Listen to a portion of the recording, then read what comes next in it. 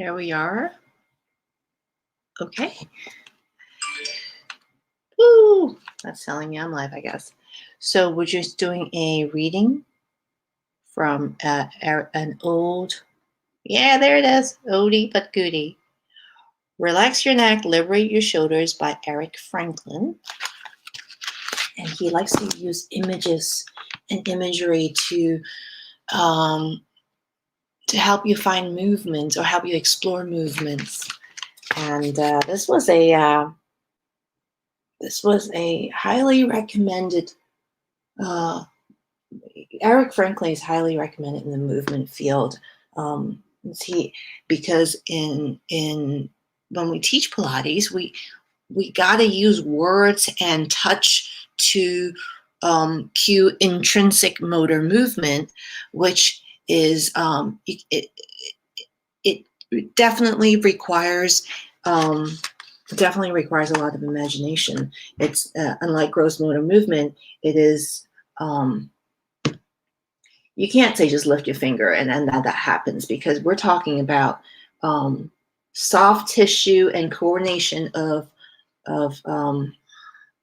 intrinsic core muscles that is a little harder to command with words than extrinsic muscles. So Eric Franklin has from day one changed at least when I'm tight in the shoulder and I notice it, the first thing I think of is a hanger right here, like a clothing hanger. And then my arm's just hanging. That's one that always stayed with me. So anyhow, let's keep this short. This is the book. And we're going to read this, a short clip from it, and then go into a short meditation and let you go on your merry way. Okay, the heart or the brain. In The Wizard of Oz, there is a heated discussion between the Scarecrow and the Tin Man. The Tin Man would very much like to have a heart, and the Scarecrow a brain. The Tin Man says, "I've had a spell cast on me, and now I am made completely of tin. I am so lonely, because somebody who doesn't have a heart can't love." The Scarecrow retorts, "I will ask for a brain, since a dummy wouldn't even know what to do with a heart." The Tin Man replies, "I once had a heart and a brain. I have had both. I would rather have a heart, since a brain doesn't make you happy." Luckily, we do not have to decide between a heart and a brain. The question is whether they are working harmoniously together, supporting each other, or whether one of them dominates. There is, though, a third fellow to be reckoned with, and he's actually getting very recognized these days. The belly. Here lies the center of the body, the hara, which you may know from various meditation techniques. Anatomically, we can find the enteric brain, or the intestinal brain, in the wall of the gut, which has aroused recent scientific interest. This book is from, it got published in 2000. So this is where are we, 21 years ago. Eric Franklin, yay, at the forefront of gut health.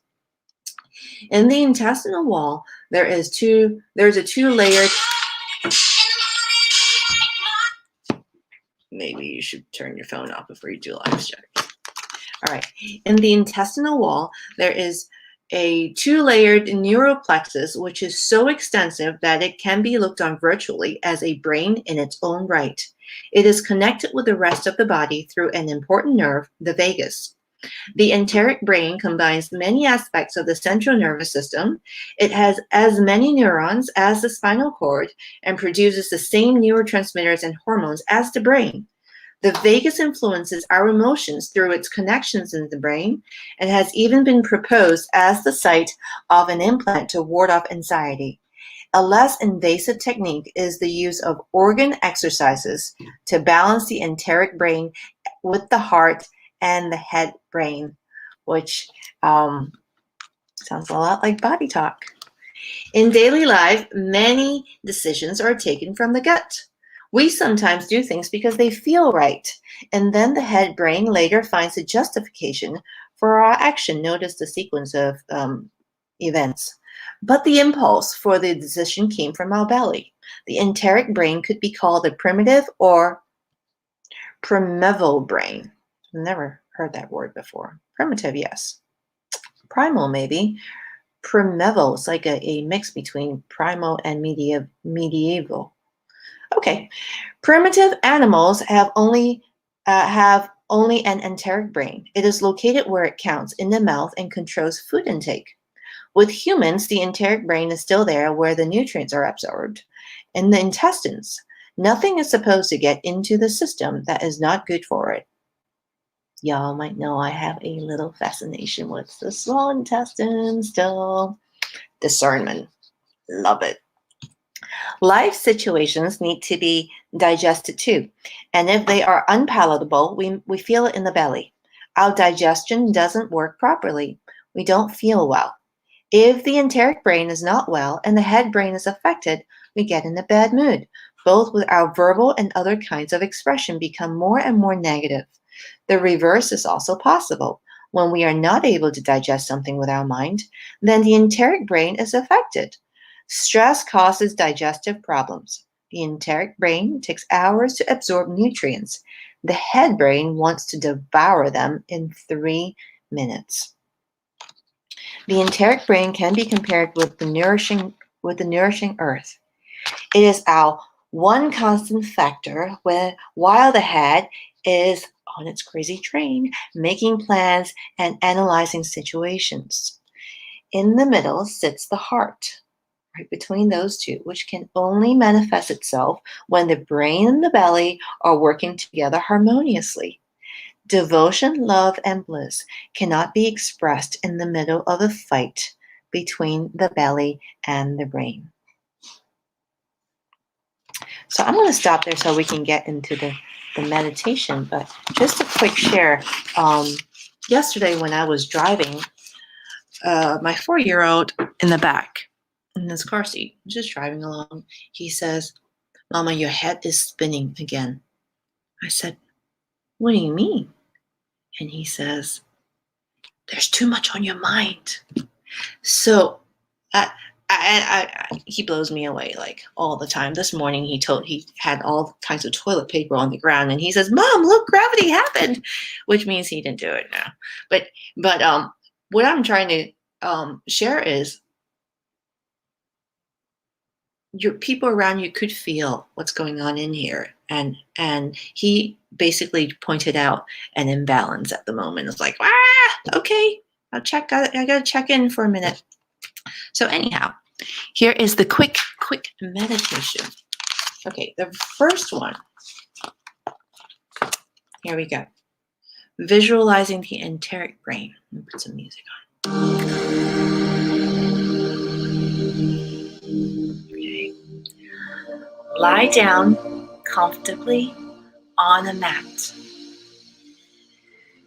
To be able to feel the belly better, put a warm towel on it. Visualize the intestines and the different layers of the enteric brain. The many nerves are shining with a golden glow. Imagine that the nerves have a lot of strength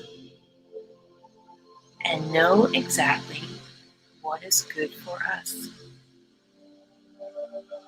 Breathe into and out of the enteric brain.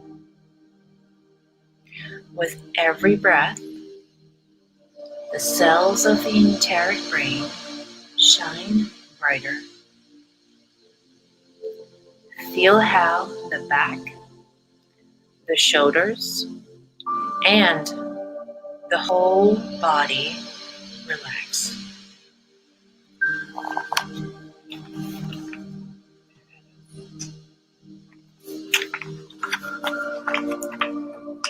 Okay, we have one more short meditation.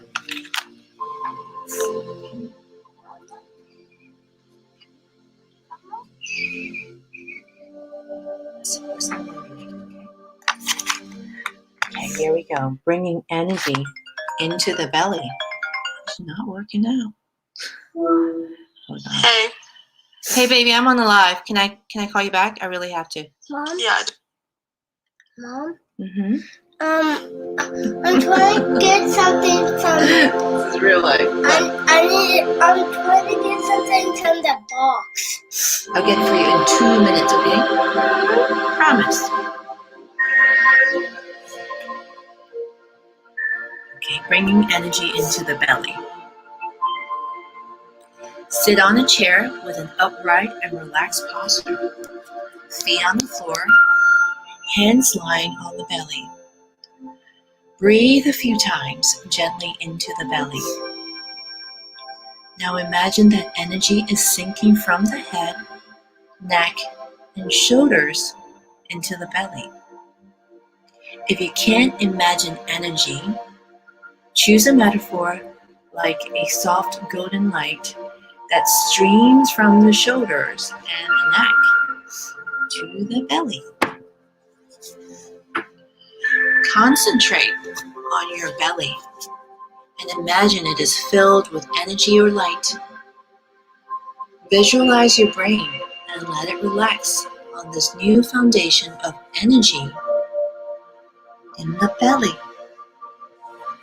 It rests upon the belly energy and even sinks downwards slightly towards the belly.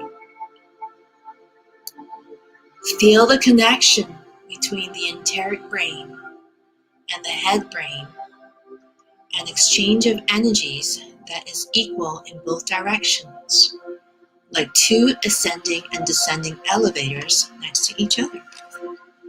Visualize your heart in the middle of these two poles.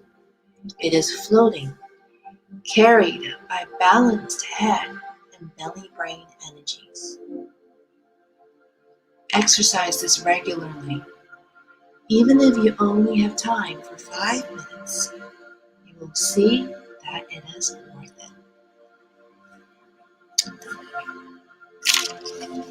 And that's it for today's live. I'm going to press this button. And see you next time. Okay. This one. Go. No, point the pointer here. Calm down, baby. Okay.